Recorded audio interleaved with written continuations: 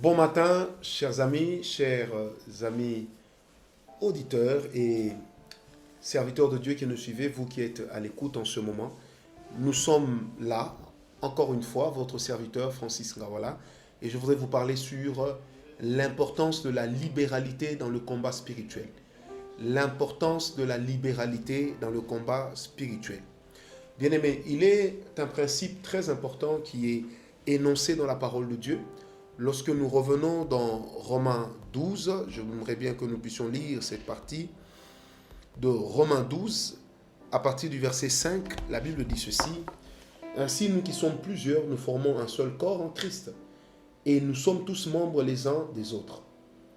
Puisque nous avons des dons différents selon la grâce qui nous a été accordée, que celui qui a le don de prophétie l'exerce selon l'analogie. Verset 7 qui va nous intéresser. Que celui qui est appelé au ministère s'attache à son ministère, que celui qui enseigne s'attache à son enseignement. Et celui qui exhorte à l'exhortation, que celui qui donne le fasse avec libéralité. Que celui qui préside le fasse avec zèle.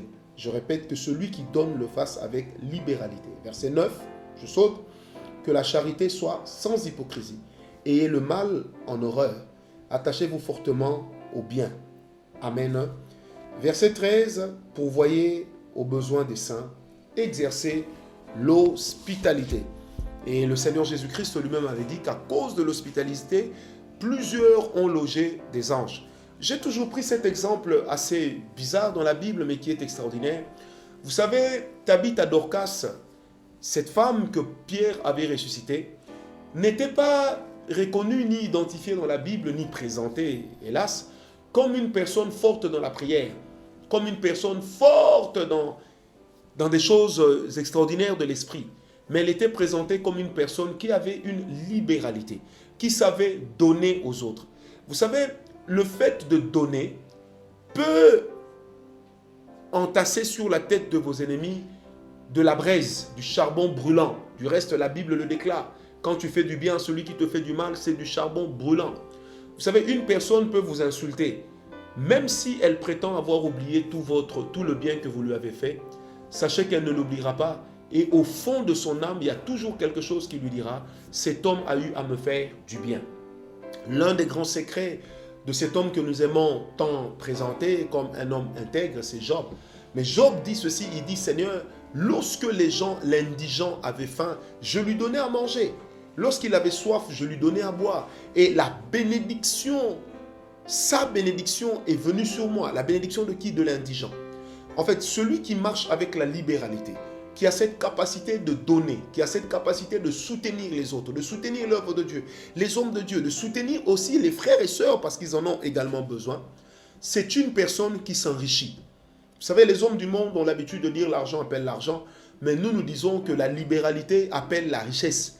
Parce que celui qui libère, celui qui donne, il reste les mains vides et Dieu ne peut pas remplir des mains qui sont remplies. Dieu ne remplit que des mains qui ont lâché ce qu'elles avaient. Bien-aimés, en quoi est-ce que la libéralité est forte dans le combat spirituel? Simplement parce que le fait de donner à votre ennemi, vous êtes en train de l'empêcher d'évoluer dans ce domaine-là. Le domaine dans lequel vous êtes attaqué, c'est le domaine dans lequel vous devez répondre et Dieu vous donnera une prospérité.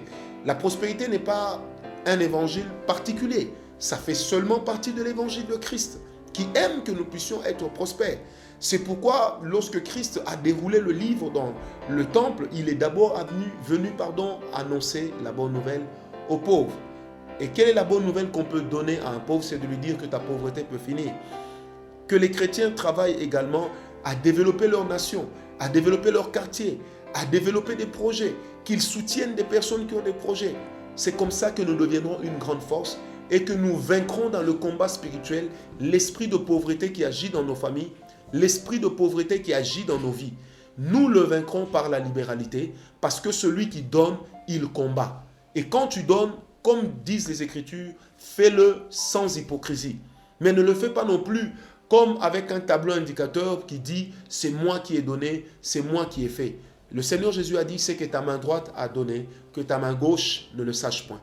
Je prie Dieu en ce moment que là où vous avez déjà eu à s'aimer, que cela vous soit retourné avec faveur.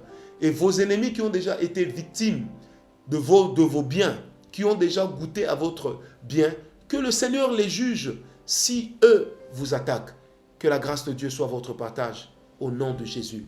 Amen.